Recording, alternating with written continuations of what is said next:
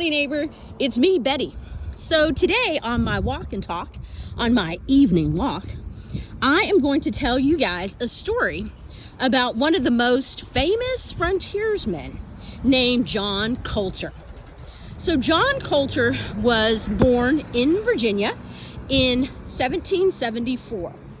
So he came from a family of hunters and fishermen, and that's how they actually fed themselves as well.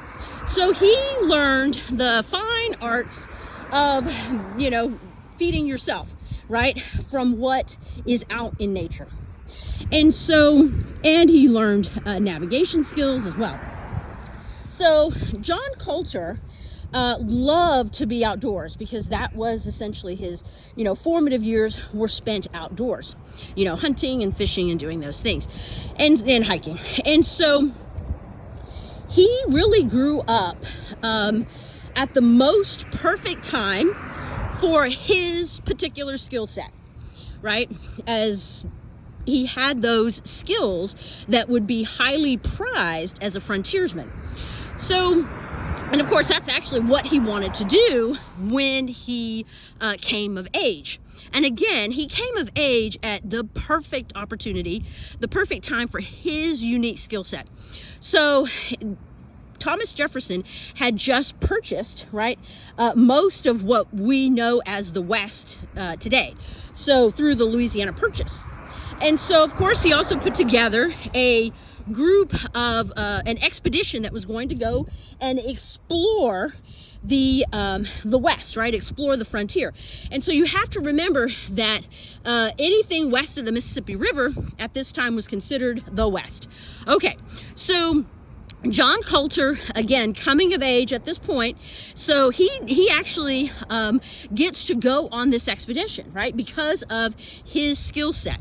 And he was able to do things like he could go ahead of the expedition, and he would scout, and he would find, he would hunt, and whatever he would kill, like deer, elk, whatever he hunted, he would he would already have it cleaned, and he would have the meat dried. So by the time the expedition met up with him, right, he had everything set up for them. And so he, as you can see, he had a very unique skill set of being a really great outdoorsman. And he was also pretty fearless, as you would have to be, right? Because he was alone, right? They sent him out alone. If you can imagine, like, no white man had ever ventured alone in these areas, and he's going out alone. Basically he would have to figure out, whatever trouble he got into, he'd have to figure it out, right? Of course, you have Indian tribes, right? The indigenous people, who first off don't know him, right? And he's white, he's different, but that's how fearless John Colter was, that he was able to do that. So he ends up finishing the expedition with the Lewis and Clark group, and then he, and of course, as Lewis and Clark, they head back home, right? And so they're going to go, at that point, St. Louis was considered the gateway to the West. So when they were coming back from the West, St. Louis was generally where they ended up at. So they were headed back home with the Lewis and Clark expedition, but then he ends up meeting people, other hunters. There's an expedition that wants to go and hunt for beaver pelts. And of course, this is very lucrative. You have to remember, at this time, the wealthy people on the East Coast wore fur, and they wore, it was very fashionable at this time to wear beaver fur. And well, the only way, right, these very wealthy men and women on the East Coast could wear beaver fur is if very brave, very strong young men went out and risked their lives to go hunt and trap these beavers, right? And that's what John Colter ends up doing. And so he ends up meeting with a man whose name is John Potts. And so John Potts, he knew from the Lewis and Clark expedition, so they were really great friends. So John Potts comes up with this idea, and he says, hey, you know what we can do? We should go and we should, just you and I, go out and trap for beaver, and we could make a killing, right? John Potts purposely wanted the expedition to be small because he knew that the area that they were going into, of course, was, you know, the ancestral lands of different tribes, but he thought that if they were small and inconspicuous, that they could be able to get in, hunt, and then get out and keep their scalps. So John Colter, being the man that he was, says, yeah, he thinks that's a great idea, because you have to remember, you know, it's all well and good to be an outdoorsman, but you also have to make a living, right? And so by hunting for beaver and trapping beaver, you were able to, you know, do very well for yourself, right? And so he says, yes, let's go. So they head out, and they head out to Montana, right? Well, and so you have to remember that John Colter has been in this area before, so he knows the layout of the land, and this is the area of Montana that they end up going to is called Three Forks. Well, Three Forks is the ancestral land of the Blackfeet Indians. Well, the Blackfeet Indians, unlike some of the other Indian tribes, were not very hospitable. In fact, they were very inhospitable. And so the Blackfeet did not want the whites on their land, right? They saw them for what they were, which was a threat to their ancestral lands, right? And so they had told them, they had told many, you know, to not, they had let it be known that they were not supposed to hunt beaver on their land, because the Blackfeet Indians actually highly regarded the beaver, and so they did not want the whites trapping beaver and killing them. So they had made it known that the whites were not supposed to do that on the Blackfeet land, right? So here comes John Potts and John Colter, and they're going into, you know, Blackfeet territory. Well, the thing with that is they have to be very, very quiet about it, right? Because otherwise they'll lose their scalp, and they know it. So John Colter, you know, yes, he was brave, but he was also very shrewd, and he devised this plan that they would only hunt at nighttime. So by going out at nighttime, they're setting their traps at night, cleaning their traps at night, and then in the daytime they would literally lay low. They would be asleep and they would just lay low. So they did not move, because the Blackfeet Indians were notorious for having, you know, hunting parties, right? Where their young braves would go out in large groups, and, you know, they would go out hunting, but then also they're patrolling their ancestral lands to make sure that nobody's on these lands, right? And so they didn't want to run into them, obviously. And so they decided, okay, we're going to lay low in the daytime, we're going to hide, and then we're going to be out and about, we're going to set our traps, and we're going to hunt at nighttime. And that's what they did. So they caught and they did this for some time. They caught quite a lot, and they were quite successful with their trapping. And although, you know, so what ends up happening is John Colter says, or John Potts actually says, well, you know, let's just go a little bit further in. So at this point, John Colter realizes, you know, John Potts wants to go further into Blackfeet territory. At this point, they were kind of on the outskirts of Blackfeet territory, but where John Potts wants to go to is more interior. And so he knows that this is very, very dangerous, because even if they wouldn't be able to get out, because it would be too far inland, right? So John Colter says, no, let's just stay here. John Potts kind of works on him, and he says, no, come on, let's go further in. And so they take a canoe, go further in to the ancestral lands of the Blackfeet. And so by doing this, they're putting themselves, of course, in great danger. The hunting is good, you know, they're trapping a lot of beaver. Well, so one day And they still kept that same pattern of laying low during the daytime and then hunting and trapping at nighttime. So they end up going to, doing this for some time, and it's going well.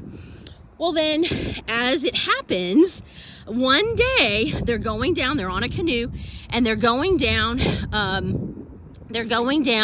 the river, and this is the Jefferson River. So they're going, of course, named after Thomas Jefferson. So they're going down the river, and so as they're kind of coming around the bend, they end up spotting something. They end up, they actually, they don't spot it. First they hear this like really large, they feel like it's a herd of buffalo. They're like, I think this is a herd of buffalo. And so, but they're coming around the bend, so they don't know what it is, right? But they think it's a herd of buffalo. And it's quite loud, as you would think it would be. And so they come around the bend, and lo and behold, to their, absolute astonishment and terror, it's not a herd of buffalo, it's actually a war party of Blackfeet. And of course they can't believe this has happened, right? They literally are right in front of a hunting party of Blackfeet Indians. And so they know this is very, very bad. So John Colter, he's quite astute. He knows sign language. At that point, all the Native American tribes, there was a sign language that they used to be able to communicate across the different tribes. And John Colter, being shrewd and astute as he was, had learned that language. That's one of the reasons that he was so valuable, is because he knew the sign language that most of the Indian tribes communicated with. So he thought, okay, I am just going to, he was going to just kind of not rock the boat, literally and metaphorically, because the Blackfeet Indians wanted him to come out of the river, right, and get off the boat, get off the canoe that they were in. John Potts was totally against this idea. He basically wanted to make the last stand. They had guns, so he wanted to shoot it out with them. And if they survived, they survived. But if they died, at least they were going to take, their enemies with them, right? Well, John Colter felt like, no, that's not the way to go. And so he actually put his hands up, and he was like, okay, he was surrendering. So John Potts decides, absolutely not, I'm not going to do it. And so he ends up shooting from being in the canoe. He ends up shooting at the war party and killed one of the braves. But at this point, John Colter had already gotten out of the canoe. So when he gets out of the canoe, they bring John Potts' body out of the canoe, and they literally dismember him right in front of John Colter. So he's not only, had this incredibly, scary encounter with people that hate him, right? He's then having to watch as his friend is killed, right? Because remember, John Potts had spent that very arduous trip and time with him during the Lewis and Clark expedition. So they were very close. So John Colter is having to witness his friend being butchered, literally. And so John Colter at this point he's thinking, okay, this is the end for me. And so the Braves get together and they're talking. Well, the Braves decide, hey, we're going to give you a chance to live, but we're going to make it a contest, right? So you're going to run, and you better run fast. And they asked him, can you run fast? And he very astutely said no, because he felt like if he had said yes, it would not be to his advantage. And so that is so interesting, I think, in that moment of terror, that he was astute enough to say no, right? So they said, okay, great, because they thought probably, okay, this guy's going to be an easy kill, right? Because he's admitting that he can't run, right? He can't run fast. So they end up saying, okay, you're going to take off running, and we're going to chase you. And if we catch you, we're going to kill you, right? And you're going to do this naked. They take off all of his clothes, and they even take off his shoes. Now, let me mention the lay of the land here.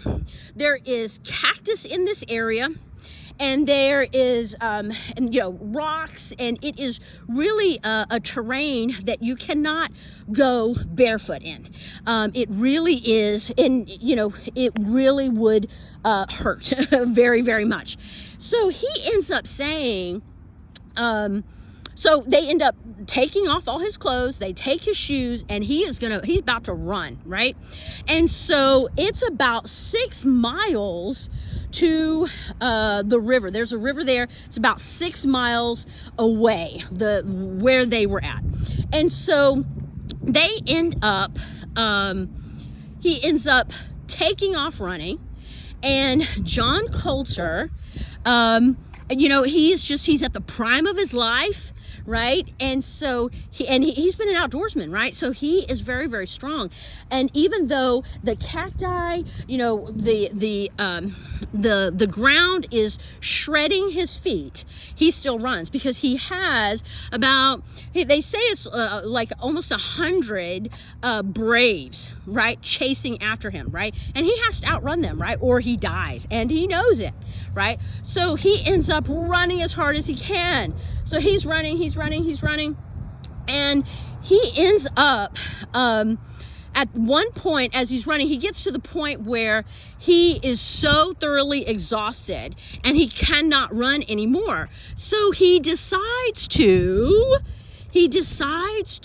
stop, right? Well, he actually decides to turn around. So as he turns around, he sees that there is only one brave that is actually close to him. The others are much further back. So he's like, oh my gosh, I can take this guy on. And so in that split second, there's a tree, and he gets behind the tree, right, to kind of hide from this brave that's coming hot and fast on his heels. And so as the brave passes him, right, Colter jump, because in his mind he's thinking, okay, I'm gonna take his spear, right, and I'm gonna kill him with it. That was Colter's plan. And so as the brave passes that tree, John Colter jumps. He jumps on him. He attacks him. There's a fight, and he's able to wrestle the spear away from the brave, and he ends up killing the brave with the guy's own spear, which is like amazing after running almost 6 miles. And so when he does this, he, of course, he's happy that he survived this ordeal, but then he realizes and knows that he has to move on, because as he looks up, there's no time to gloat, because as he looks up, he sees that there are other braves. Those other braves are coming, right? It's giving him time to, catch up. And so he says, oh my gosh, I gotta go. So then he takes off, right? He takes off running again. Well, he knows that he's not going to be able, right, to outrun them anymore. And so what does he do? He finds a beaver dam. It was quite a large beaver dam. And he just, in his mind, it's amazing how quickly he was able to kind of make this calculation in his mind. He thought, what if I could get under this beaver dam? And so he ends up getting in the river, swimming underneath, and he says he was just able to kind of push his head up to the point where he could just breathe. He had just enough space where he could actually breathe and not be underwater, not drown, right? And so there he is. He has a little bit of air so that he can breathe, right? And he's going to wait it out, right? He's going to hide from this, this war party of Blackfeet Indian who at this point are going to see that not only did they're mad because not only did Potts kill one of the braves, but he has killed one of the braves, because they've seen that guy, that they've seen that Indian killed, right? And so they're coming for him, right? And there is going to be no quarters given, and he knows it. So he ends up, in this beaver dam, and he is so, of course, afraid, and the war party ends up coming, they're coming to him, coming towards him, and they end up, if you can believe it, literally at the beaver dam, and they stick their spears in, because so they were thinking that too, right? They were like, you know, and they couldn't find him, and they didn't understand what was going on, and they were kind of hooting and hollering like, what's going on? You know, they didn't understand because they knew he had to be in this area, right? And then, but they even, you know, put their spears, you know, in the beaver dam thinking he might be in there, but it was big enough. He wasn't hit. He didn't let out a sound. I'm sure he was afraid, but he, you know, he didn't let it out. And so they eventually, he hid in there in this beaver dam until the Indians left, and that was about sundown. He was thinking it was probably dinner time, and so they were just like done. They didn't understand why they couldn't find him. They knew he had to be in the area, but then they just kind of gave up and they said, okay, we're going home. And so then they all left. So then at that point, once it's all clear and he feels safe enough, John Colter actually gets out of his dam, the beaver dam that he's in. He gets out of the beaver dam, and remember, he is naked. He is naked. He has no shoes. His feet are bloody because of the cacti, and you know, so and because he's, you know, ran a lot. He's been in water for hours, and so he is in awful shape. But guess what he does?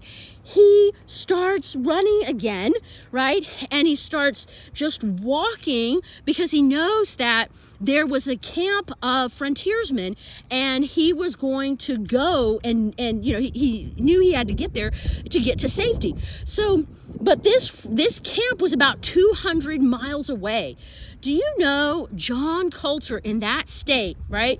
And, you know, walking, running in the Montana wilderness completely naked with no shoes, he did that for 200 miles. 200 miles. It took him about some of the stories he says it was 7 days, some of the stories he said it was 11 days. And so, but he got there, when he got to the camp, the frontiersmen, other frontiersmen were there. He had to tell them who he was. That's how much he was unrecognizable to his own friends. He knew all these frontiersmen. They were his buddies. But he looked unrecognizable to them.